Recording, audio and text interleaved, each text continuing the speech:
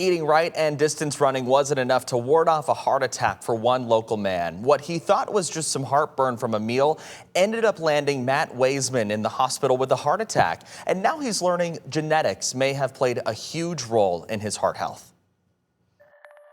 There isn't much that keeps 48-year-old Matt Wezeman from being on his feet. I do long distance running. So I do what's called R3. I've done R3, which is rim to rim to rim in the Grand Canyon. You cross the Grand Canyon twice in one day, and it is it's about 49 miles and about 24,000 feet of elevation gain and descent. So those are the type of runs that I'm used to doing. That's the type of exercise where I push myself. On his feet, pushing himself until something knocked him off his feet. What he thought was indigestion from a spicy meal at a restaurant ended with something much more serious. It was like, all right, they got me with some new spices. Went to bed, woke up the next day and it was still there, just a little less intense, and that on and off pain it took about a week before it finally came to head on the following Friday. Driving to the office, and it hit hard, and so I detoured from heading to the office and went into the emergency room. Doctors told Matt he had a heart attack with 2 partial blockages and 1 full blockage. Despite being active on his feet and for the most part eating right, Matt says his family health history may have played a role. When it came down to the diagnosis, again, the cardiologist said it's a three-legged stool.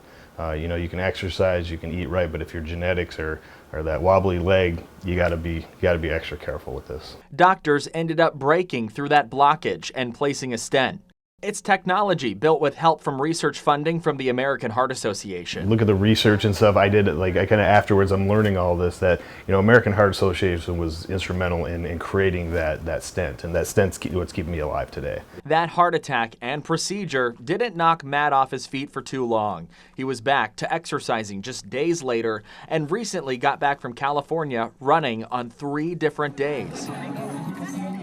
Next week, Matt will share his story at the American Heart Association's Grand Rapids Heart Walk. We can change, we can control what we're eating, we can control how much we're exercising, but we can't control what God gave us through genetics. So get that checked out. I'd encourage people, again, go to your doctor, have a good examination done to make sure that you are as healthy as you think you are.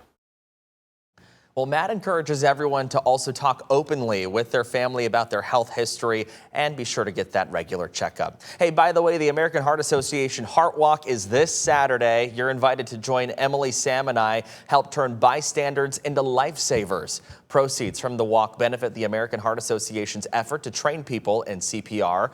The goal here is to raise $250,000. Once again, the Heart Walk is Saturday, October 4th at Aquinas College. The pre-events start up at 9 o'clock. The walk is at 11. For more information and to register, visit 13onyourside.com.